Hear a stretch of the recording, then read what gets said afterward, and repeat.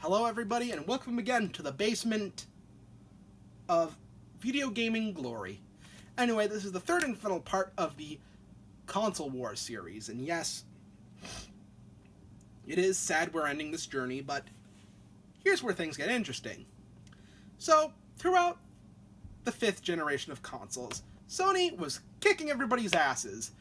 They gave Nintendo a bloody nose with the fact they used CD-ROMs, and managed to snatch Squaresoft away from Nintendo's greasy meatball mafioso Italian plumber grasp, and thus led to Final Fantasy.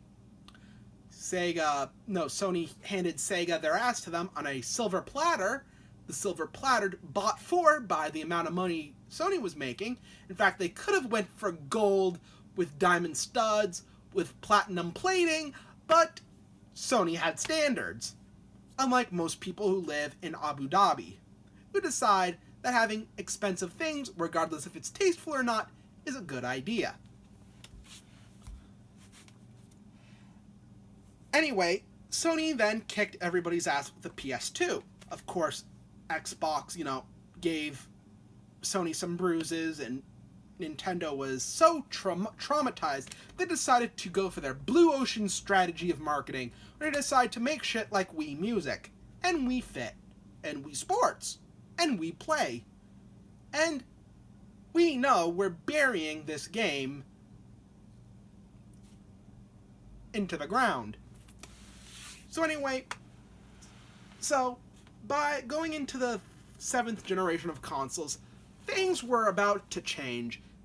Microsoft was sick and tired of their Xboxes not selling, so they did what they did.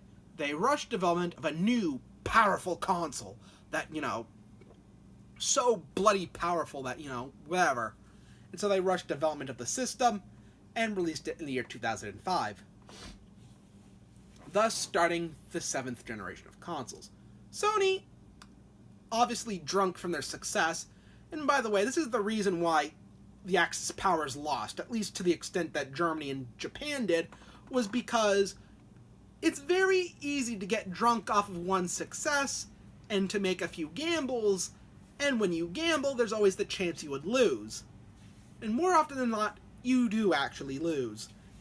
Sony decided to do the one thing that the Japanese Empire and the German Reich did, and what they did was took a victory-drunk gamble, and they decided to try to replicate the success of the PS2 by pushing the new Blu-ray format.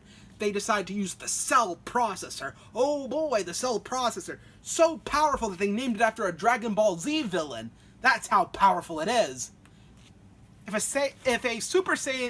takes a Super Saiyan to kick its ass, then you know it's going to be a powerful part of your console. Sony, to make their console so powerful, so meaty, that the price point, and oh boy, the price point, at minimum, $600. $650 if you decide to get the 80 gigabyte version. Oh boy. And Sony, when people ask them, why on earth are you making such an expensive system? This isn't the 3DO. You're Sony. You don't set your price to 3DO levels. Of course, they're going to do it with the PS5 anyway, but we're not at the point that this video is going to be released. It ain't out yet. So Sony was like, fuck you. Our fans are so loyal and devoted, they'll have to work several jobs to afford one. No, seriously, they said that. They said that most people who wanted a PS3 could easily work 2 jobs. Which is stupid, because you are not saving up to buy a car, you are working to save up for a video game console. And video game consoles shouldn't be the same price as an automobile. Anyway, Sony released the PS3 in 2006. And thus, the Microsoft-Sony console war began. And it began, among other things, hardship. In fact, the Xbox 360 was more easier to develop for because apparently the Cell processor Not only is it named after a Dragon Ball Z villain that had its ass kicked by a Super Saiyan, but you needed to be a Super Saiyan to make games for the PS3. No, really, you have to have the Ultra Instinct speed of typing like Goku in order to make software for the bloody thing. It's that overly complicated. And of course, the Blu-ray disc, sure, whatever. But it was hard to make games for the PS3. In fact, the PS3 barely had anything going for it at launch. Sure, you had, like, Sega Rally and Sonic 06, but who the hell needs Sonic 06 at launch? Why? So, Sony was really shooting themselves in the foot, and if you remember our previous video, bing, bing, bing, bing, bing, bing. Microsoft was having trouble of their own. They rushed the Xbox 360 so much that they managed to get their console to be the least reliable thing on Earth. The red ring of death, everybody. The console had so much technology packed into such a small package that there was no way in hell that thing could ever cool down. If you played it for more than 5 minutes, the thing would overheat, melt some of the parts, and boom bada bing, you're calling Microsoft customer support. Yep, that's how it went down in Microsoft's world. Of course, they were trying to rush new hardware models so that way they could, get the reliability going up. Because Microsoft decided that, that the German tank philosophy of manufacturing would be good. Well, if it didn't work for Germany making Panthers and Tigers in 1944, it wouldn't work for Microsoft making Xboxes in 2006. Or 5. Or 7 for that matter. No way in hell would that work for Microsoft. Yet they did. And they tried to, to do as much as possible. In fact, they had the most, put in place, the most expensive customer support thing on Earth. It was almost like $2 billion for them to extend everybody's warranty on everybody's Xboxes. To give them a sort of like, if you got a problem, we can replace it, no matter the cost, no questions asked, sort of thing. And of course, I'm condensing a lot of these things. I'm condensing a lot. There's a lot more videos on YouTube that explain this sort of thing in depth. Like Scott the Woz, or, Stop Skeletons from Fighting. They all do much better videos on the topic, but I like adding my own flair to it. I want to describe it in my usual high-energy, autistic-ass way, completely unscripted, live on YouTube. Except it's not live. It's not a live stream. Get a life.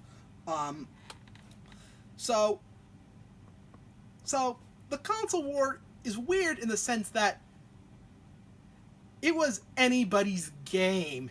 In like 2006 and 2007, it was anybody's game of who would win. But where was Nintendo?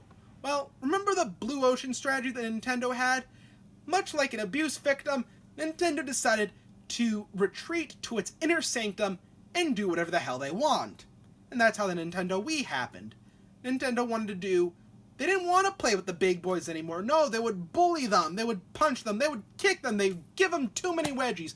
And so Nintendo thought, well, if having a social life means being bullied, I guess I'll be a hikikomori and live in my mother's basement, making shit like Wii music. But Nintendo was making a killing. All they did for the Wii was duct tape two GameCubes together and add motion controls. Who knew the GameCube hardware architecture would last them an extra generation?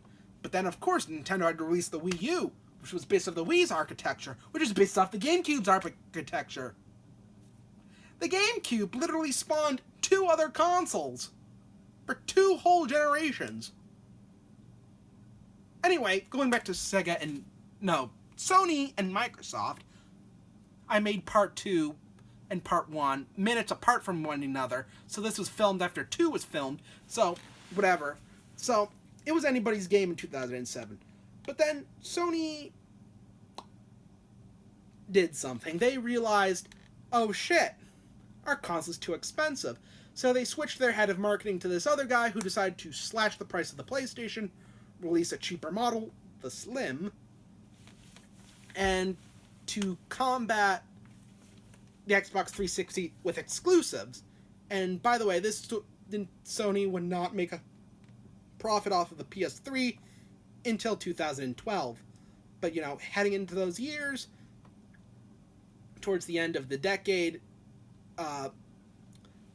Xbox decided, well, we were successful, but let's try motion controls. The Kinect. That sounds fun. And so they focused, especially in the Xbox 360's later years, on the Kinect. Which isn't to say that it was the most greatest of things, but, it was alright. But in the end, Sony managed to kick Xbox's ass. Like, oh boy, in the last few years of, the PS3's mainstream life, it managed to sell more systems than the Xbox 360. Which is strange considering that the Xbox 360 had a great start. It had great games. It was easy to develop for. Couldn't carry as much data as a Blu-ray disc, but it managed. And so, the console war ended sort of weird. Of course, the PS3 would be the last system designed by Ken Kutaragi. And Ken Kutaragi, by the way, is an interesting man. He cares nothing for what developers want. Sure, it worked well for the PS1 because everybody wanted a system that ran 3D graphics on a CD. Everybody wanted that. But then he decided to up the ante with the Emotion Engine chip, which, did 3D graphics even better on a DVD, no less. And he thought, oh, maybe if I made a stupidly powerful system, more stupidly powerful than the PS2 on a Blu-ray, it would all work out. It didn't.